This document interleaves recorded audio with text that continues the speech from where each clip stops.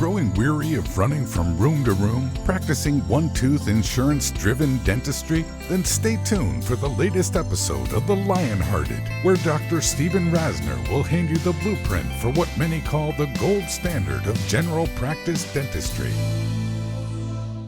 Hi everyone, it's Dr. Steve Rasner, and you're tuned into The Lionhearted Dentist. Welcome back to week 2 of the return to our dental practices for many of us.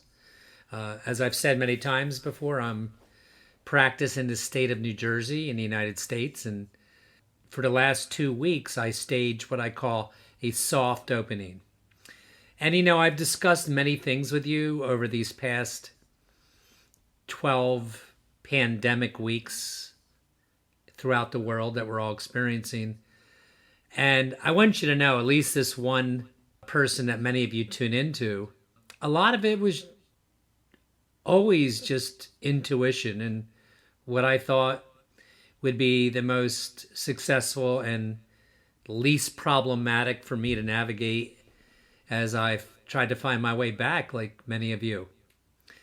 And some of the things are paying off for sure. And one of them is this thing I just called, for those of you who have not started back, this idea of a soft opening. And let me elaborate on that.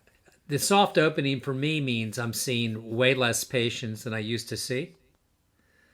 And we also didn't have any hygiene for the first 2 weeks, even though I could have had hygiene according to the laws of the state of New Jersey the second week, which just passed.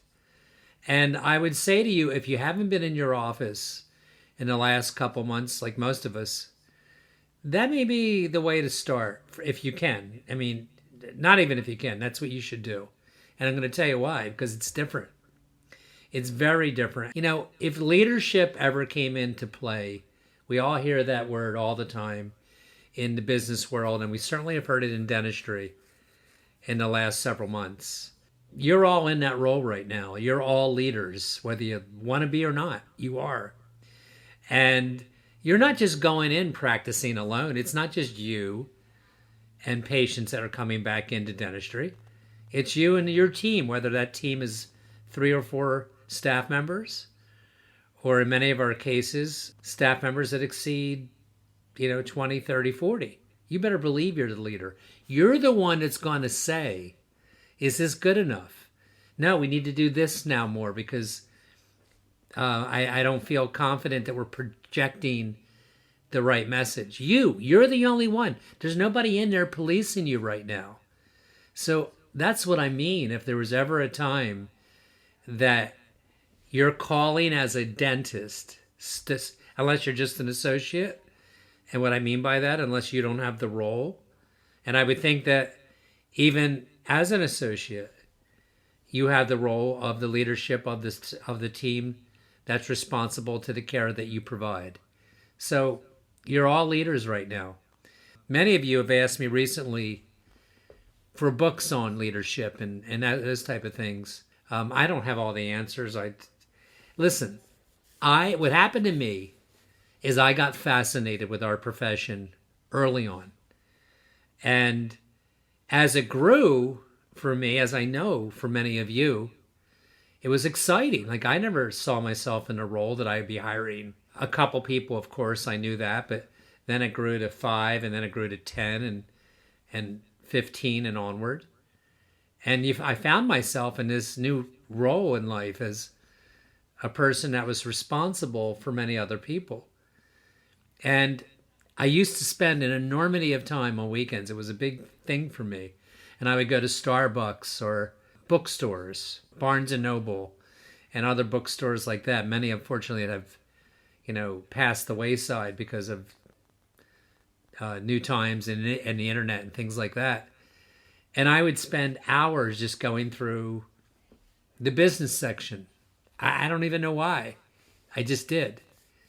And along the way, I found many authors and stories and philosophies that had nothing to do with dentistry. There may be some out there, but I can't give you one book that said, oh, this is the path, this is what I'll do.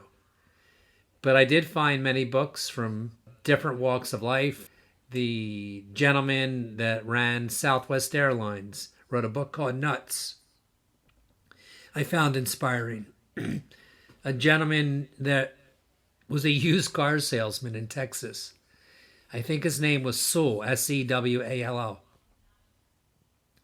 And he had a really visionary style of, I think the name of the book was called Customers for Life. So you get my drift here as I'm speaking to you. Like, I don't know why I gravitated. Maybe it was the cover of the book, for God's sakes. But I have a lot of books that you might want to take a look at, and I'll just write to me. And while I'm on that subject, my email, I give it to you every podcast, is drrasner@aol.com. And thank you. I just smashed my previous download record. And to be fair, it's because most of you are home still, or were home, in the month of May, chewing your fingernails to oblivion. And then you say, oh, I'll pop in a Rasner podcast here, the Lionhearted. So listen, it's appreciated, and it's inspiring to me when I continue to get comments and emails from many of you. And I'm one source. I know who I am. You need to know that really now there's like Zippo agenda here. Not that there ever was.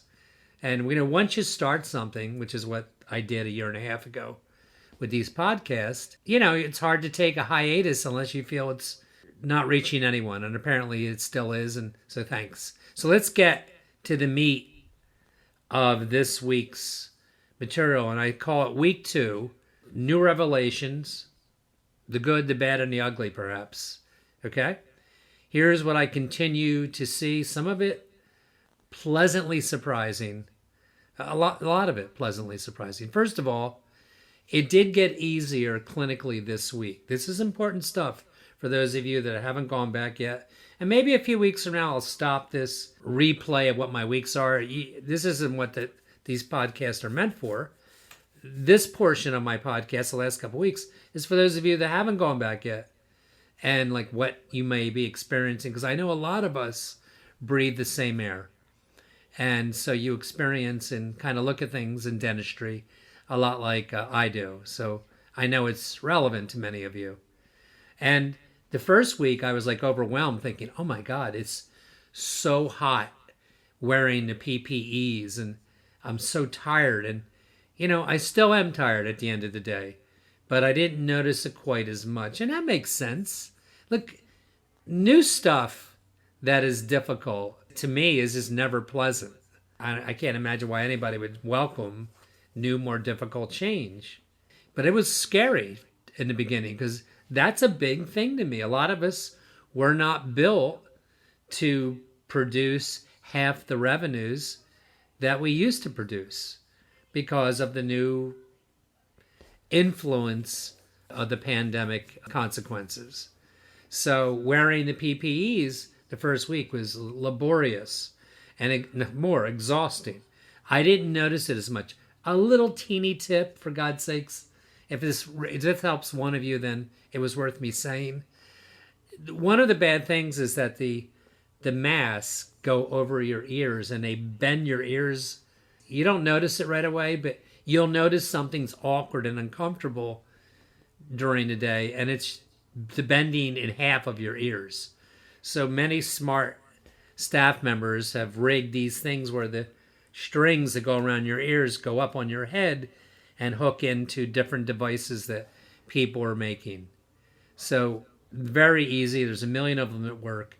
Basically, you're putting a hook of some sort behind your head in your hair where the mask attachments that would go on your ears don't go on your ears. They go back there. And it's much more comfortable. So that's why I'm telling you about it. In case you didn't catch my earlier podcast, I did not invest, and it's not because I'm cheap, because I'm not cheap. I didn't invest in, people ask me, are you using foggers?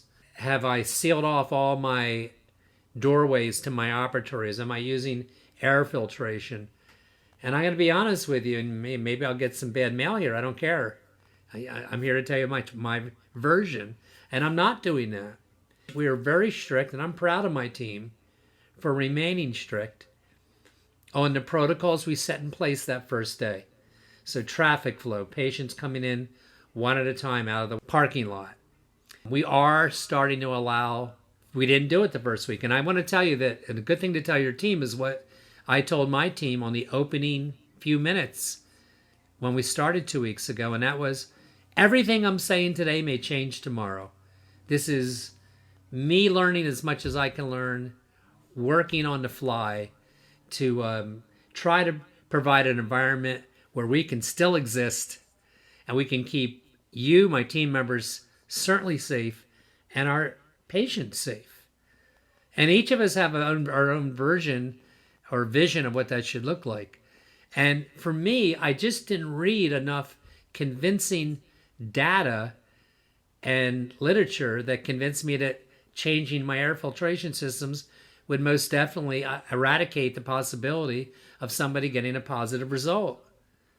No, I'm not going to spend even $1,000 on an air filtration system. By the way, I will say this. I like these podcasts to be candid conversations with you as if we were buds. I was in your neighborhood. We picked up the phone, blah, blah, blah. So that's when I tell you, anybody listening that's an endodontist or a specialist, my specialist, and I don't even use her that much because I have 2 endodontists that I refer to, sent me an air filtration filter, just sent it to us as a, thank you for referring to us. I thought that was pretty slick, pretty inventive. So specialist, if I was a specialist, I mean, I know you must have a lot of referrals. Is there a new office that you're thinking about trying to get to refer to you more? It's a thought. So you could write to me on that if you want as to how that went down. But she's an endodontist, not even my primary endodontist that I referred to. So pretty cool stuff. And I'm sorry, I interrupted myself. So we started to allow for the first time, and that's what I mean by change, 1 to 2 people in our reception area, which is pretty big in my case. There's no way they're anywhere near 6 feet. They're more like 18 feet apart. And to be honest with you, I know we could accommodate 4 and maintain that type of distance. We haven't done that at this point. What happened is somebody asked if they could wait. Because remember, as you know, if you've been listening to me, I have a sedation practice. And especially right now, it's not that practical for people to go out to convenience stores or Kmart or Walmart, which always would happen prior, while their significant other was being worked on by us. Okay? So we started to relax that a little bit, and I expect that we'll continue to do that. But other than that, we were pretty strict. And that's my approach, as it is going to be for many of you. And I got to be honest with you, it's the approach of a lot of my close colleagues that I talk to all the time about, how you guys are getting through this. So, again, I have not made major purchases other than the PPEs, but I'm not slogging that off. And, some other things that I found a little challenging that continued, and I'm not sure what that's going to be like, because this week, my 3rd week, we're bringing back hygiene in a limited capacity. So that means we gave the hygienist 75 minutes as opposed to 45 minutes to an hour for each patient. Look, I don't even know what that means to me long-term business-wise. I guess just like the government in many of the countries are offering staged return to normalcy, I'm kind of doing that on my own in my practice. So the first stage is, don't just bring hygiene back like it used to be. It's bring hygiene back and let's see how that works. I mean, I have to believe that is significantly ample time. I will tell you that my hygienist on her own decided to plastic off her openings to her operatories and has asked me for various PPEs that maybe weren't on the original list. And of course, I've acquiesced. As a leader, we're also in relationships. And I'll get to that a little bit. I'm not always finding great things out right now. But there's one staff member who has come in from the beginning. She came in on off hours, just like some of yours, I'm sure, right? We have that staff member. Like I have a team of 18. Let me just get to this right now. And it fluctuates from 18 to 20 because some of the people are marginal and part-time. Here's just the way it is. Some of them have been extraordinary.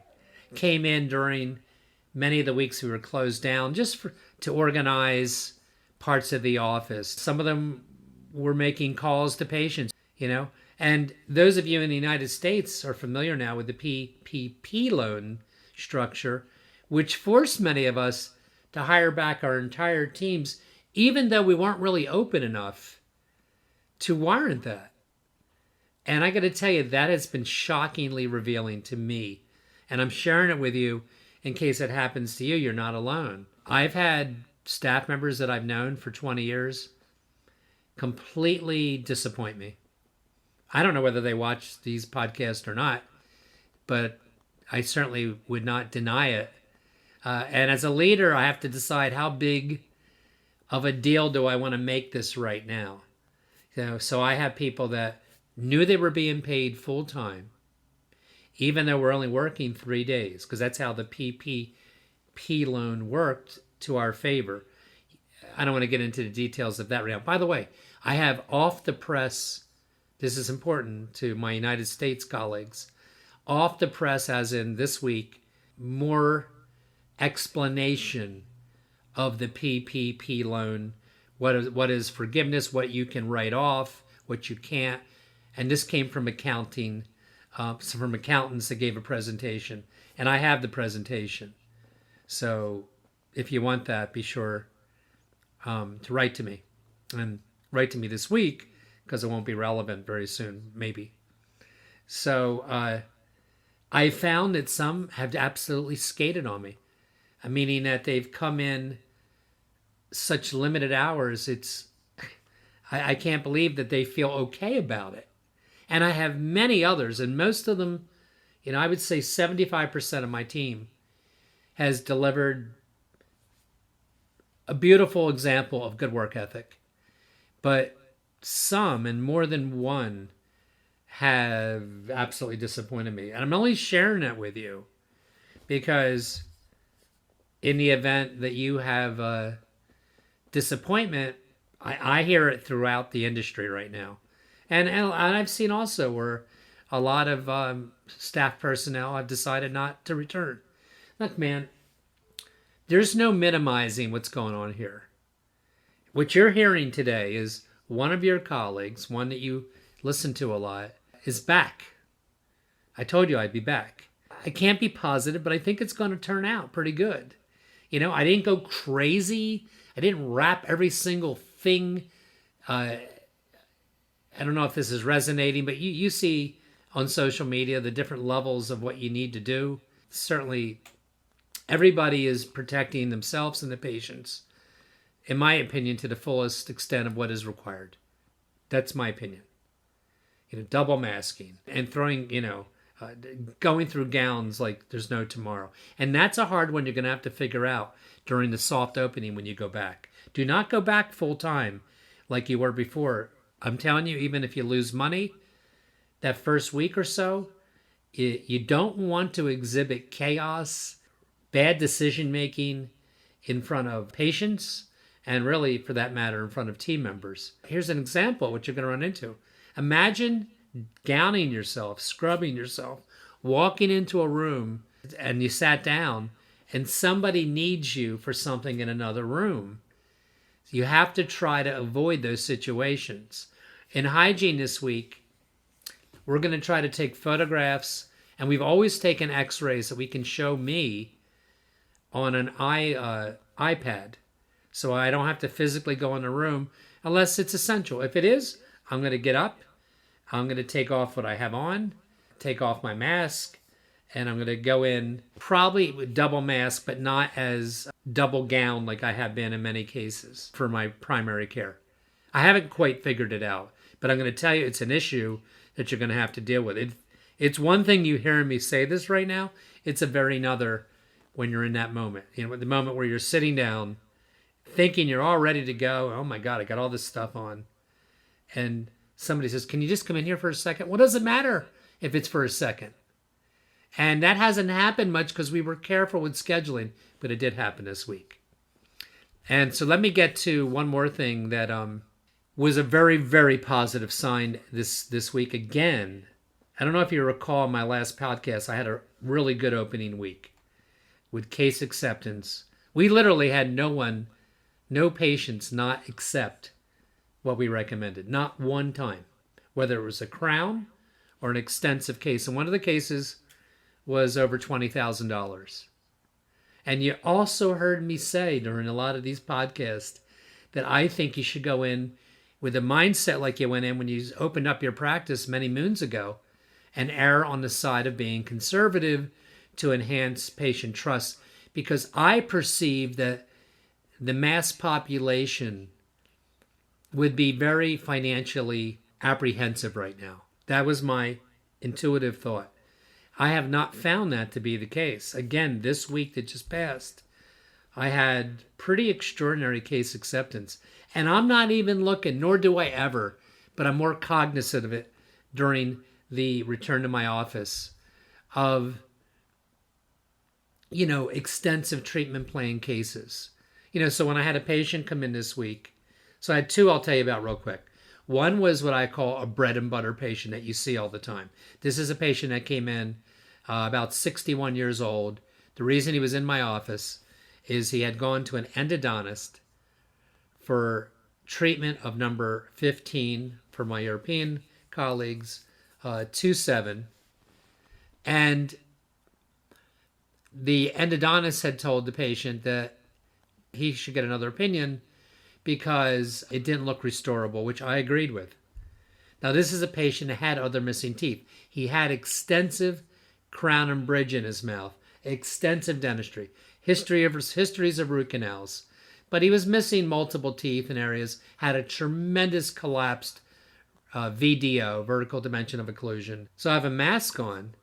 So I usually say through the mask that, the most frustrating thing for me personally is that when I meet a new patient, I revel in the ability to get to know you and bond with you. And it feels pretty awkward doing that through this mask. So sorry, but that's who's underneath this mask. I'm a guy that I like to connect with my patients. That's how I start. I hope you got that. If you heard nothing else from this podcast, that's an important line. Because first of all, it's absolutely authentic, and the patient knows it's authentic. And it just feels right for me to say that right now. And I can see it in their eyes that they appreciate that. And so with this gentleman I'm speaking about, I said, look, there's really two ways to go with your mouth. If you were really frustrated, had a multitude of symptoms, by the way, he had acute gingival inflammation around all the crown and bridge that was done because most of it fit like socks on a rooster. But guess what? I couldn't find any decay. And the only inflammation was secondary to the dentistry. And he had really good perio in terms of no loss of osseous anywhere. So his treatment plan, my recommendation was, look, extract this tooth. In the scope of your mouth, I certainly don't find it essential to replace it. And I didn't. I said, I'd rather see you start your relationship with this office by getting your gum health as optimal as we can given the existing dental work you've had done. And there was one tooth he needed a crown on. That, yes, I will have to, I used to use this phrase all the time, sandwich that crown into a mal-occluded dentition. Because the alternative for this gentleman is a $30,000 plus rehab, which wasn't happening. That patient would have ran out the door quicker than I could ever reach him with. And it isn't what I would do with that patient unless he gave me a real indication that he was really frustrated, that his teeth had worn down, that he can't chew. This was a bread and butter, can I keep what I have type of dental patient. I want you to know that I get those. And the next patient was a gift, and I'm getting a lot of gifts during this early time back in the office. And this was a 63-year-old man, nice-looking guy, missing multiple teeth, big, strapping guy.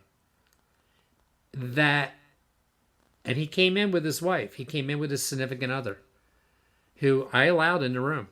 Absolutely. I mean, it's his wife. You don't think he's with his wife at home?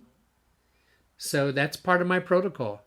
And he came in, and I tell you that he had tears in his eyes. I thought he had allergies because he doesn't look like the kind of guy that would cry. And he did, because he was embarrassed. And it was a gift because he had no perio disease.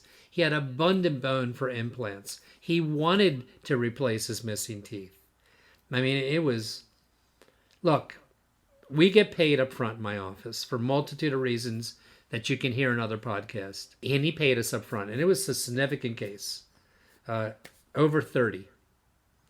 And, I don't know. Maybe he'll cancel on Monday. I've had that happen before. He sure seemed to leave the office with a appreciative attitude that he found a different dental office, going through all those protocols of a new patient experience that you see me share with you all the time. I got to tell you, that was my last patient on Thursday. I worked Tuesday, Wednesday, Thursday last week. And we had a significant week again. I mean it, in terms of productivity, in terms of new work. I've always been the kind of leader that I don't want to get too excited by a small amount of data. 2 weeks is kind of a small amount of data. But I got to tell you, it's promising. What's promising is the protocols you've listened to me share with you over the last couple years are kicking in right now and carrying me through this early, challenging time. I hope you keep watching. I hope this is helping you somehow. And please write to me for any of the things I offered you. And I'll see you next week on the Lionhearted Dentist.